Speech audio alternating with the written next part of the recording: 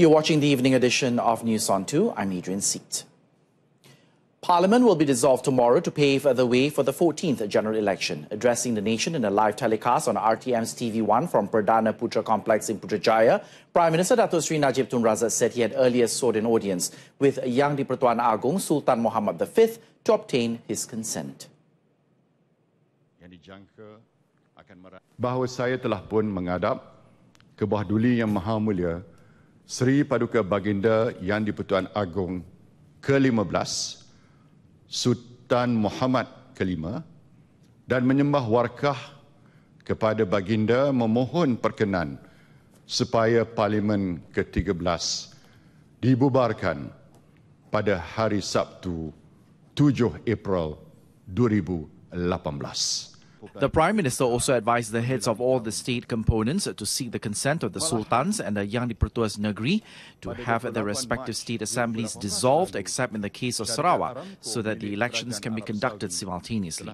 He said the dissolution of Parliament reflected the commitment of the Barisan National Government to the process of parliamentary democracy that allowed for the 14th general election to be carried out in accordance with the law. Present with Datuk Seri Najib at the announcement were Deputy Prime Minister and Home Minister Datuk Seri Dr. Ahmad Zahid Hamidi and Cabinet Ministers.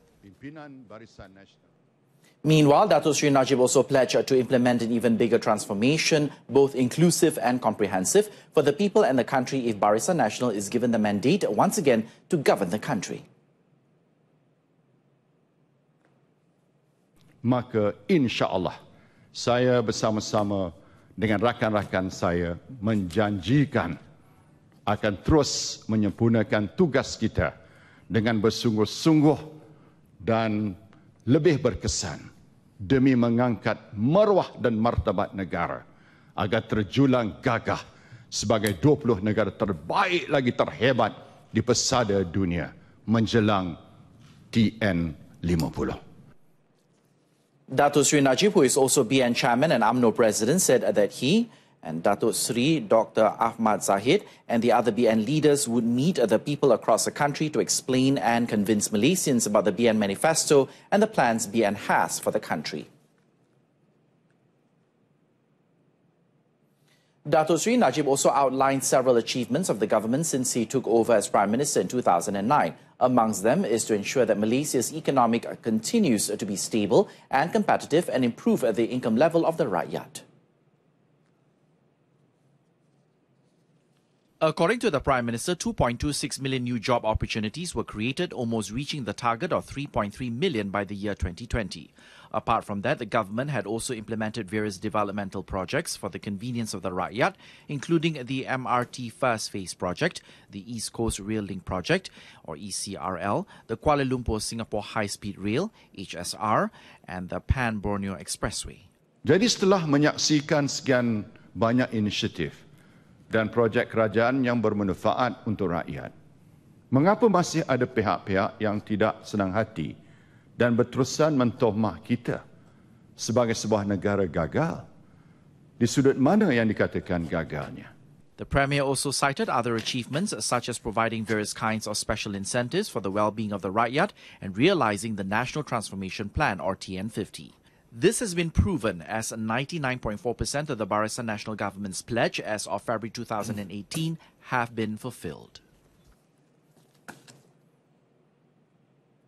Following today's dissolution announcement, Perak Menteri Besar Datuk Seri Dr. Zamri Abdul Kadir will seek an audience with Sultan of Perak, Sultan Nazrin Muizuddin Shah tomorrow to obtain his consent to dissolve the State Assembly.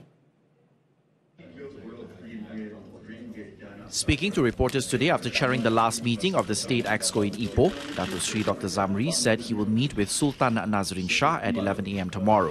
Bagi pihak kerajaan negeri, kita akan mengikuti bersama-sama dan saya telah pun memaklumkan kepada pejabat ke bawah duli Yang Maha Mulia Paduka Seri Sultan untuk mohon menghadap ke bawah duli dan ianya akan mengikuti tarikh seperti mana yang telah diumumkan juga oleh Yang Amat Berhormat Perdana Menteri.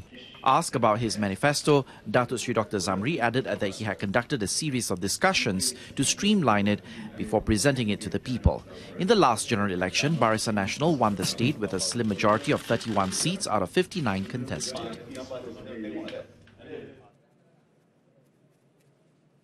Elsewhere, Selangor Menteri Besar Datuk Sri Azmin Ali said he will seek an audience with Selangor ruler Sultan Sharafuddin Idris Shah to obtain his consent to dissolve the State Legislative Assembly. Datuk Sri Azmin said in a statement that he will seek an audience with His Highness the Sultan of Selangor on a date agreed upon by Tuanku. Meanwhile, Datuk Sri Azmin's political secretary Mad Shuhaimi Shafi'i said arrangements were being made for the dissolution announcement to take place soon. The Kelantan government will dissolve the State Legislative Assembly simultaneously with the dissolution of Parliament tomorrow. Menteri Besar Dato' Ahmad Yaakob said he will have an audience with the region of Kelantan, Dr. Tengku Muhammad Faiz Petra, to get his royal consent to dissolve the State Legislative Assembly. Memang kita ikut parlimen. Itu sudah menjadi satu kebiasaan. Saya akan menghadap ke bawah duli pemangku untuk meminta keizinan untuk membawa luar negeri. Dato' Ahmad was met after delivering the weekly morning lecture in Kota Bharu. After the dissolution of Parliament and the State Legislative Assembly, the Election Commission will soon announce the nomination date as well as early voting and polling day. In a related development, past President Datuk Sri Abdul Hadi Awang hoped that all political parties would always comply with the prescribed electoral law. Met in Rusila Terengganu, Datuk Sri Abdul Hadi said PAS had made preparations, including the manifesto and list of candidates approved by the Ulama Shura Council. Keamanan kesempatan negara sangat penting, perlu kita jaga. Walaupun kita berbeza pandangan dari ideologi politik, tapi jangan sampai berpecah antara rakyat. Ya. Apalagi PAS telah membawa satu konsep baru, ialah BPMS, Budaya Politik Matang dan Sejahtera. Following a positive response from Gagasan Sejahtera and several NGOs, Datuk Sri Abdul Hadi did not rule out the possibility that PAS would contest in more than 130 parliamentary seats. The full list of PAS candidates will be announced after the Election Commission announces the nomination and voting dates. Coming up next, Customs seized methamphetamine worth 2.3 million ringgit. That story in a moment. You're watching News on 2. Stay with us.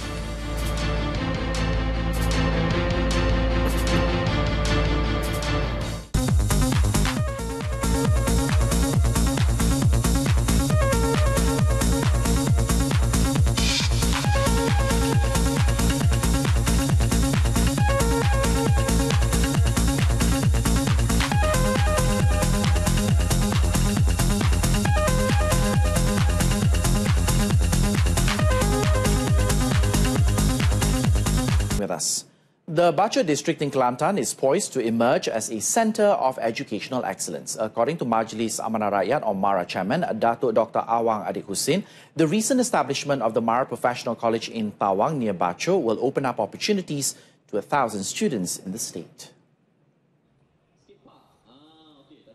Datuk Dr. Awang Adik said an initial allocation of 100 million ringgit will be channeled to implement the project on a 50-acre land. The construction will be the first in Kelantan, which will add value to the education sector, boost the economy and thus making the district a people-centric centre second to Jelawan. Dah ada tanah dah sedia milik MARA di keluasan tanah adalah lebih daripada 50 ekar di kawasan yang tidak ada masalah untuk dimajukan kerana sekarang ini diguna untuk tanaman dan kita perlu kepada penambunan tanah sedikit dan ini akan membolehkan Kolej Profesional MARA dibangunkan. To implement the project on a 50-acre land. The construction will be the first in Kelantan, which will add value to the education sector, boost the economy and thus making the district a people-centric centre second to Jelawan. Up sound. Datuk Dr. Awang Adik spoke to the media after officiating the Canvas Minda Bacho program at Pantai Irama. The Labuan Education Department has reminded teachers in Labuan to stay away from getting involved in any political ideology or propaganda on social media. Its director, Raizin Saidin, said the department would not hesitate to take appropriate action against those found spreading political ideologies or fake news about the government. Dan dalam hal ini sudah tentulah saya menuntut komitmen yang amat tinggi dalam kalangan para pengetua guru besar dan juga guru-guru melaksanakan tugas dengan penuh komitmen ke arah pencapaian matlamat berkenaan. Raizin said this at a Labuan Teachers Assembly at the Labuan International School in Labuan. He added, although no teachers have been found to be involved yet, the department, however, has been monitoring their activities. Now, PAS fully supports the implementation of the multi-billion ringgit East Coast Rail Link or ECRL project due to its potential in stimulating trade activities between Malaysia and other countries. Its president, Datuk Sri Abdul Hadi Awang, also pledged that the project will be continued if PAS secured enough seats to form the government after the 14th general election. Kita kena sedar bahawa Malaysia mempunyai hubungan bukan saja di rantau ASEAN termasuk di peringkat antarabangsa. Kita menganggap itu satu projek yang kita dukung. Kita bersetuju kerana boleh menghubungkan Malaysia dengan negara-negara luar. Kecuali parti yang ada hubungan dengan Singapura yang menganggap pelabuhan Singapura akan terancam dengan berlakunya projek ini. He was met by reporters at his residence in Rusila, Terengganu. Datuk Sri Abdul Hadi said PAS is confident it is capable of generating economic growth in the East Coast states. It was reported that Pakatan Harapan will cancel the ECRL project if it comes into power after the election. Now, the United States, European and East Asian market offers great potential for the export of local halal products. According to Malaysia External Trade Development Corporation or MATRI Chief Executive Officer Dr. Muhammad Shahrin Zainuddin Madrus, demand within the market has increased, particularly for halal food and beverage products. The CEO said through the organizing of the Malaysia International Halal Showcase or MIHAS, MATRADE can identify local demand for halal products. Negara yang sekarang ni banyak pencapaian ialah daripada China. Ya, China, Thailand, daripada rantau Asia yang paling banyak, dan produk kebanyakan ialah produk-produk makanan siap, ya, dan juga minuman. Ada juga bijirin dan pharmaceutical, tapi yang paling besar sekali ialah makanan-makanan halal. Dr. Muhammad Shahrin explained that the growth of the halal sector this year is expected to be positive, with a projected growth of between 5 to 8%. He urged small and medium enterprises or SMEs to seize the opportunities in the export of halal products. Over 15,000 visitors have visited the 2018 Usaha Wanita Carnival held in conjunction with the Road to Maha program for the East Coast Zone in Pantai Kuala Kertih in Kemaman, Terengganu. The three-day program with the tagline All About Women, which began yesterday, saw the participation of 500 women entrepreneurs. Now, over 100 activities were lined up throughout the carnival, organized by the Agriculture and Agro-Based Industry Ministry, which was expected to record a total of 30,000 visitors. Supported by the Women, Family and Community Development Ministry, the program was aimed at providing a platform for local women entrepreneurs to promote their products to a wider market. The 2018 Women's Carnival will be officiated by Women, Family and Community Development Minister Datuk Sri Rohani Abdul Karim on Sunday. And in other news, the Royal Malaysian Customs Department has arrested 8 individuals and seized 40 kilograms of methamphetamine worth 2.3 million ringgit in a raid at a premises in Subang Jaya, Selangor yesterday.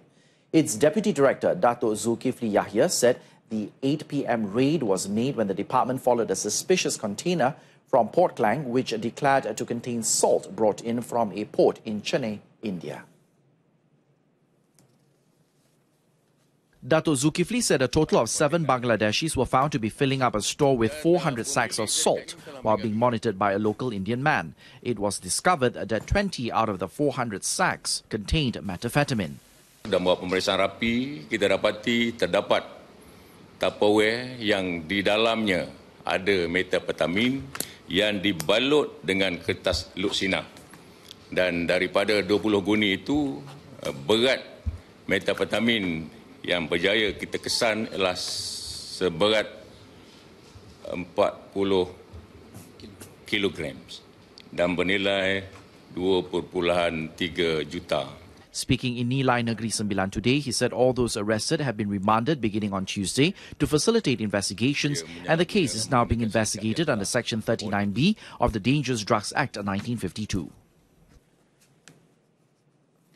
A landslide had reportedly occurred near the Aminuddin Baki Institute, Genting Highlands, Pahang today. Jalan Gunung Buah near the institute on the way up to Genting Highlands has been closed to all traffic following a landslide which caused the road to cave in. Now, the incident happened at about 1 a.m. today. The incident caused a 50-meter road cave-in, and the route from the main building has now become inaccessible to all vehicles. Fortunately, no loss of life was reported.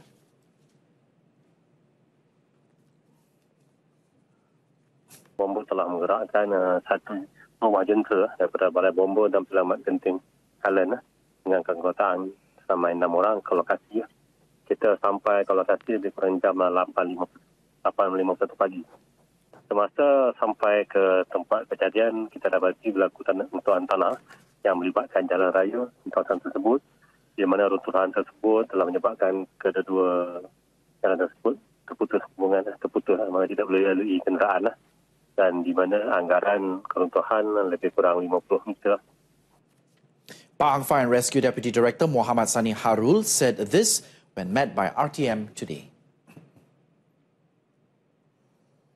On to, in our top story, Parliament dissolves tomorrow for the general elections. Join us again at 12:30 tomorrow afternoon for more news updates. I'm Adrian Seeth. Thanks for watching. The Tamil Bulletin is up next. Stay with us.